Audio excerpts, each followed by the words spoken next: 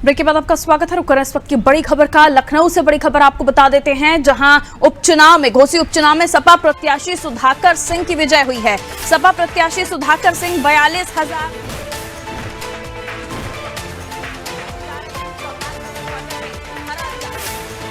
को 1,24,295 वोट मिले हैं। बीजेपी प्रत्याशी दारा सिंह चौहान को 81,623 मत मिले हैं। जीत का अंतर 42,000 से ज्यादा है। तो घोसी उपचुनाव जिस पर है देश की नजर, और इस उपचुनाव में सपा प्रत्याशी की विजय हुई है। यह हॉट सीट थी इस उपचुनाव में, जिससे आकलन किया जा रहा था इंडिया वर्सेस एनडीए। इंडिया यानी सपा का यानी विपक्षी पार्टियों का अलायंस, और एनडीए जो भारतीय जनता पार्टी के घटक दलों के साथ इनका संगठन है।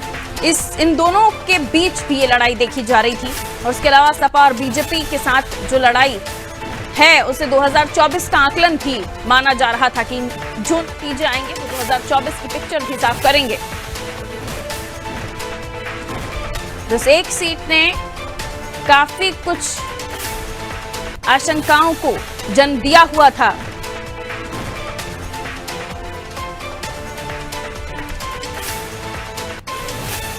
और इसी के साथ आपको ये भी बता दें कि बीजेपी प्रत्याशी दारा सिंह की जीत, माफ कीजिए, बीजेपी प्रत्याशी दारा सिंह की हार हुई है, और सुधाकर जो है सपा प्रत्याशी, उनको जीत का सेहरा मिला है। शादाब हमारे साथ जुड़े हुए हैं। शादाब, घोसी उपचुनाव जिस पर सबकी नजर थी कि आखिर नतीजे क्या आएंगे, फाइनली नतीजा आया है। क्योंकि मैंने पहले भी अपने दर्शकों के सामने ये बात रखी कि इस उपचुनाव को इंडिया बनाम एनडीए की तरह भी देखा जा रहा था, 2024 की पहले की लड़ाई के तौर पर भी देखा जा रहा था।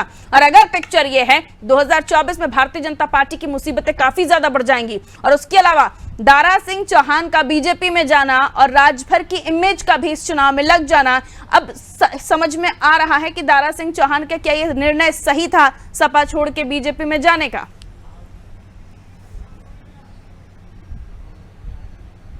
जीत हुई है, सपा जो प्रत्याशी है सुधाकर सिंह की जीत हुई है, उसको लेके लगातार जो सपा कार्यालय पे जो खुशी मनाई जा रही है उसको लेके और कई सवाल ऐसे भी उठ रहे थे कि जिस तरह से लोग उन पे आरोप भी लगा रहे थे। उसके अलावा जो ओम प्रकाश राजभर है, उन्होंने साफ तौर पर ये बात कही थी कि जब ये जो काउंटिंग होगी उसमें 10 बजे के बाद सपा कार्यकर्ता वहां से भागते हुए नजर आए थे।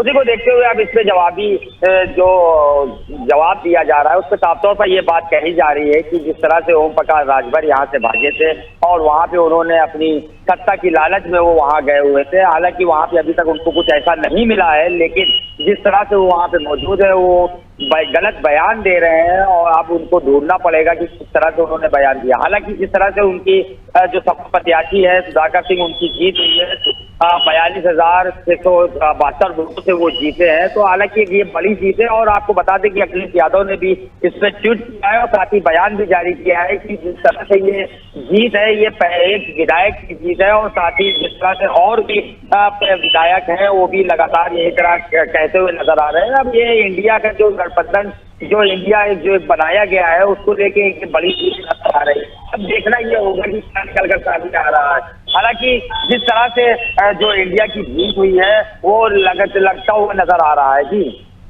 बिल्कुल, और सपा के लिए अच्छी खबर है, जहां सपा प्रत्याशी को जिताने के लिए सपा पार्टी भी एड़ी चोटी का जोर लगा रही थी, कोशिश कर रही थी, और कांग्रेस भी साथ हो गई थी इस मामले में। सीधा चुनाव ये सपा और बीजेपी के बीच में भी देखा जा रहा था। लेकिन अभी भी हमें चुनाव आयोग की प्रेस कॉन्फ्रेंस का इंतजार है, जिसमें हम देखेंगे कि आधिकारिक घोषणा भी होगी। बहरहाल जिस तरह से काउंटिंग चल रही थी उससे तो ये साफ हो गया कि सीधा लीड लेते हुए 42,000 की सुधाकर सिंह दिखाई दे रहे हैं।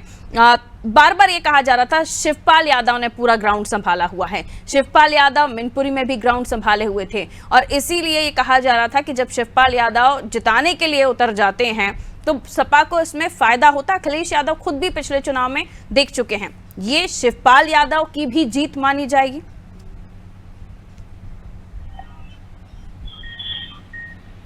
शादाब, बिल्कुल, देखिए मैं बता दूं आपको कि किस तरह से शिवपाल इस पे हुए थे, लगातार वो वहाँ मौके पे पहुंचे थे, वो चुनाव प्रचार में भी लगे हुए थे। तो उसको देखते हुए एक बड़ी जीत हासिल हुई है। और साथ ही जब यहाँ पे जब जीत के बाद यहाँ शिवपाल यादव से बात की गई है तो उन्होंने साफ तौर पर ये बात कही।